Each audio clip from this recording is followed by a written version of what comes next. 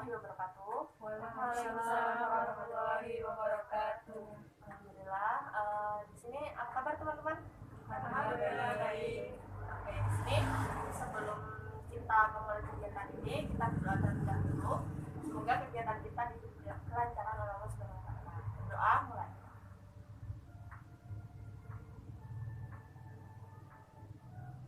Doa selesai.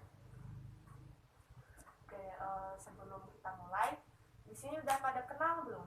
Belum. Oke, kita perkenalan dulu ya, dimulai dari saya.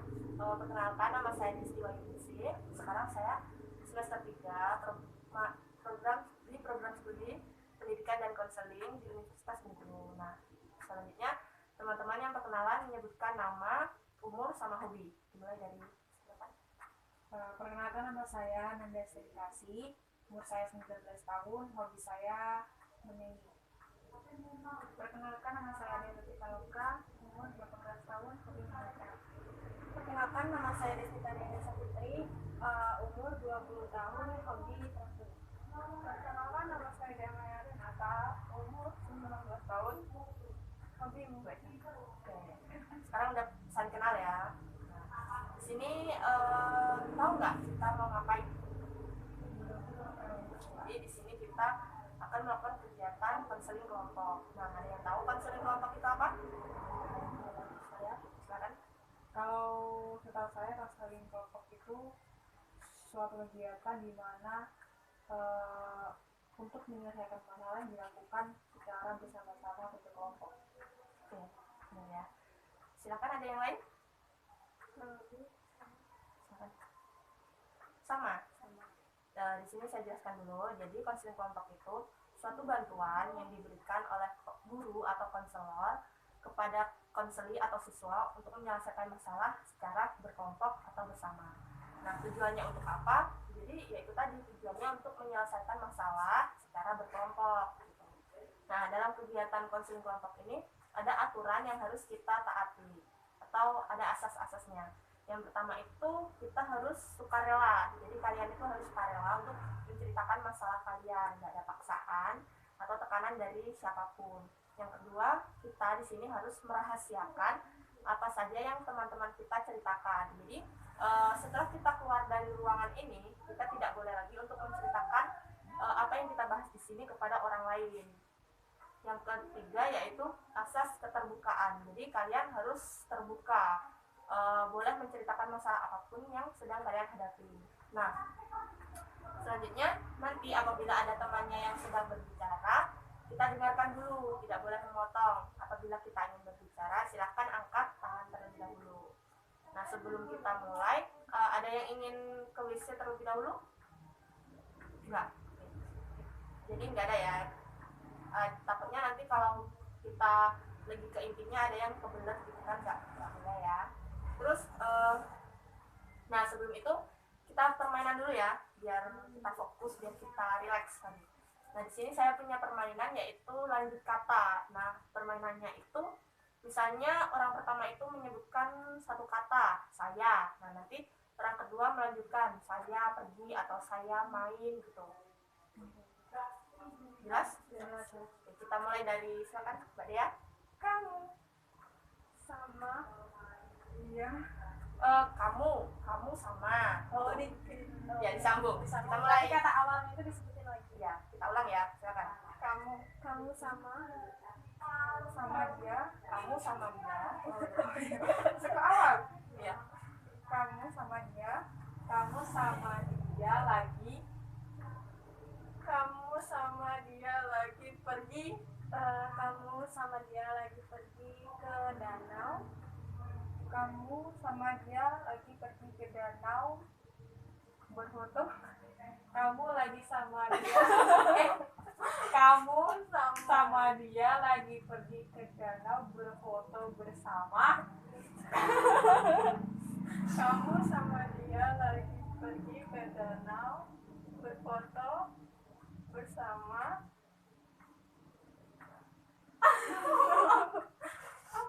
Terserah. Bersama Lola ya. loading.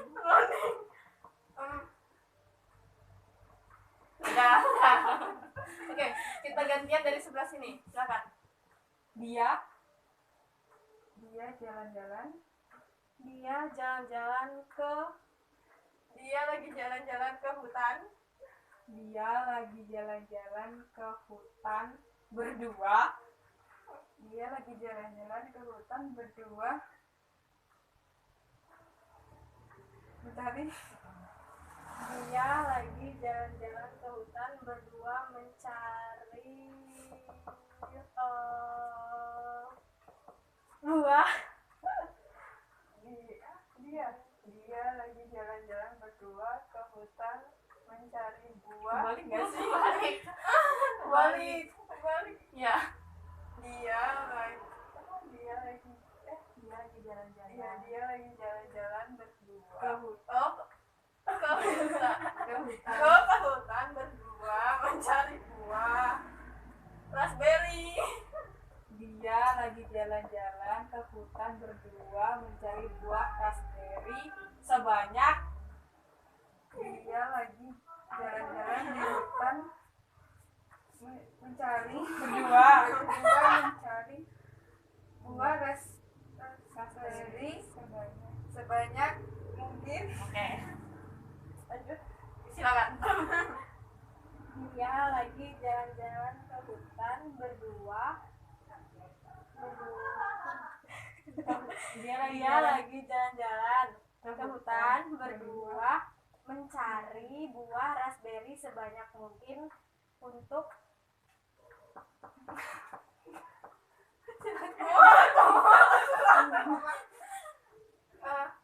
dia lagi jalan-jalan ke hutan berdua mencari buah raspberry sebanyak mungkin untuk dimakan. Oke, tepuk tangan dulu.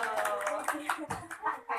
Sekarang udah semangat lagi ya. Nah, selanjutnya kita langsung masuk ke inti. Jadi di sini saya akan bertanya kepada teman-teman masalah yang sedang dihadapi teman-teman saat ini.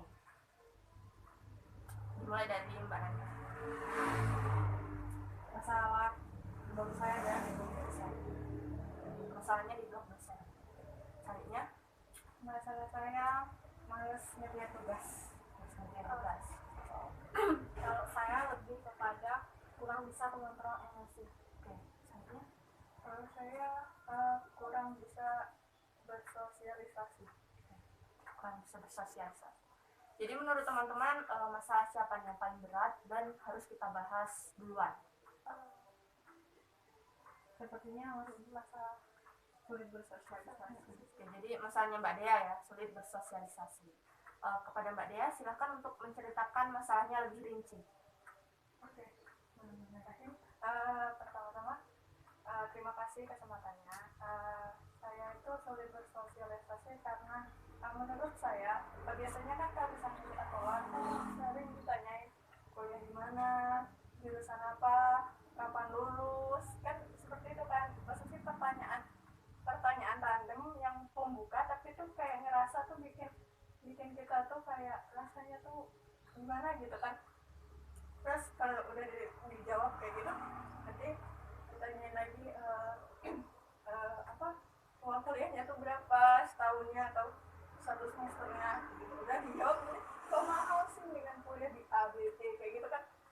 Kayak mereka tuh mengeluarkan pendapat itu tanpa mikir perasaan kita kan. Jadi kayak bikin saya itu males untuk bersosialisasi dengan orang-orang sekitar, karena menurut saya itu tuh terlalu kayak buang-buang waktu, kayak terus habis itu bikin sakit hati sendiri kayak gitu. Oke, jadi menurut Mbak Dea itu dia malas bersosialisasi karena orang-orang yang sering bersosialisasi sama dia itu sering berkomentar yang nggak enak gitu. Menurut teman-teman, apa ada yang bertanya kepada Mbak Dea atau menanggapi? Iya. Silakan. Saya menanggapi sih. Kalau menurut saya manusia itu kan memiliki hak untuk menilai atau mengomentari seseorang. Itu hal yang wajar gitu. Kembali lagi di diri kita, ke Mbak Dianya, tergantung Mbak Dianya mau mendengarkan orang tersebut, kemudian mau dimasuki dalam hati atau enggak. Kalau Mbak Dia nggak suka dengan kata-kata orang tersebut, kalau menurut saya sebaiknya didengarkan saja dulu, dan dijawab, tapi tidak usah terlalu dipikirkan atau dimasuk ke dalam hati. Menurut aku seperti itu. Ada yang lain? Silakan. Saya ingin bertanya kepada Mbak Dea, apakah dari keluarga atau orang tua tidak ada yang menyarankan atau mempersilahkan untuk lebih bersosialisasi atau berkomunikasi dengan orang-orang lain? Kalau orang tua sih sering kayak gitu menyarankan untuk keluar rumah kayak gitu biar nggak ke rumah terus, tapi balik lagi kayak kerjanya sendiri, kalau misalnya udah di kamar megang HP kayak gitu kan, jadi kayak udah males kayak gitu kan keluar. Apalagi kayak ditambah lagi kalau kuliah online jadi tugas numpuk, terus di situ kalau kita buka sosmed kan sering lupa waktu, jadi tahu-tahu udah sore aja gitu, jadi tambah kayak males kayak gitu. Ada yang lain lagi yang ingin memberi saran kepada Mbak Dea? Saya Silakan. saya sedikit saran buat Mbak Dea. Saran saya adalah sebaiknya kita pandai-pandai mengatur waktu dan menyeimbangkan kegiatan kita. Misalnya kita tahu bahwa kita banyak tugas, kita lagi sibuk, atau bahkan ada banyak kerjaan yang bakal kita lakukan. Di sini kembali ke kita lagi, gimana kita bisa mengatur kerjaan kita, mengatur waktu kita supaya kita juga nggak bisa melupakan orang-orang sekitar kita, baik dari keluarga, tetangga maupun teman-teman yang lain. Karena hakikatnya manusia kan adalah makhluk sosial. Jadi wajib untuk manusia untuk bersosialisasi dengan manusia lain, karena kita tidak bisa hidup sendiri, karena kita juga saling membutuhkan satu sama lain. Oke, gitu ya. Ada lagi? Oke. Jadi di sini permasalahan Mbak Dia itu dia malas bersosialisasi atau susah bersosialisasi karena orang-orang di sekitarnya itu memiliki saran atau omongan yang bikin sakit hati.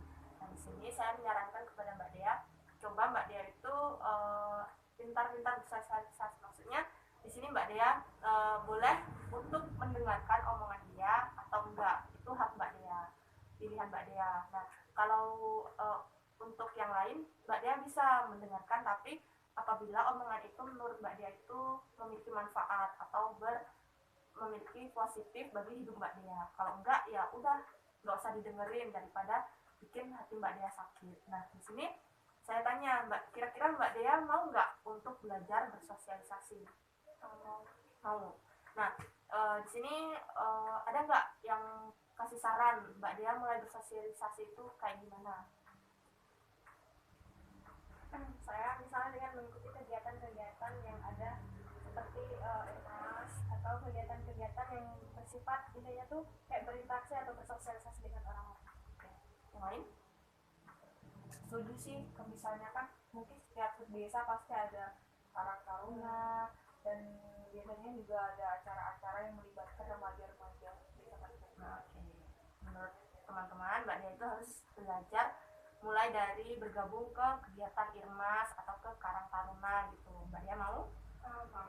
Oke. Nah, kalau mau, kira-kira mulai dari kapan nih mau bergabung kayak gitu?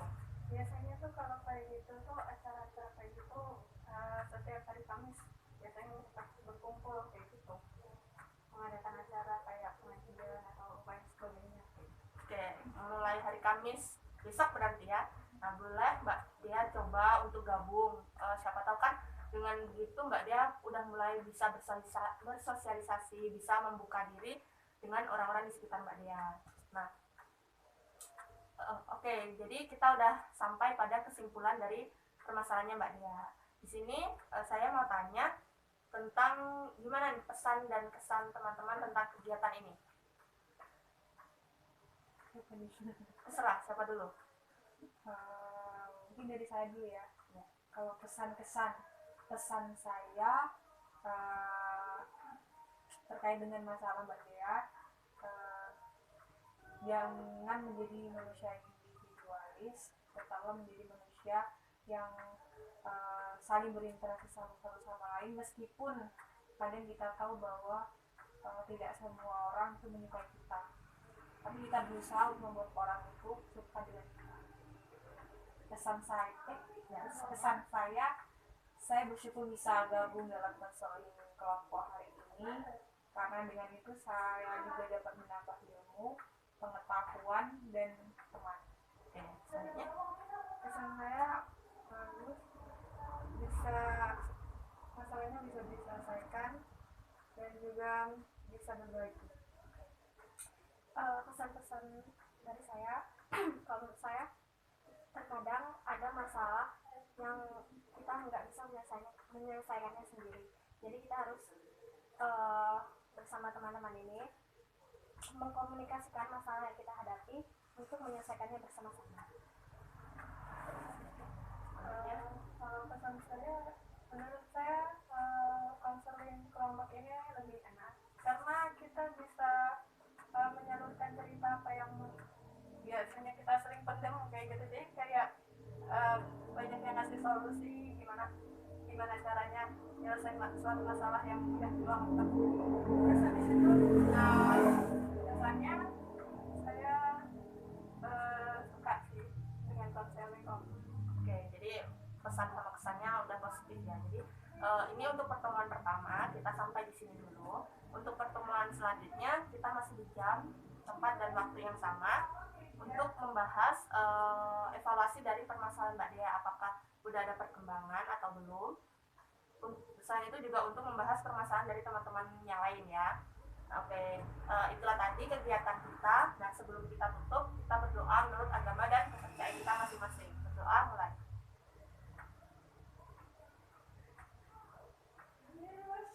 Berdoa selesai.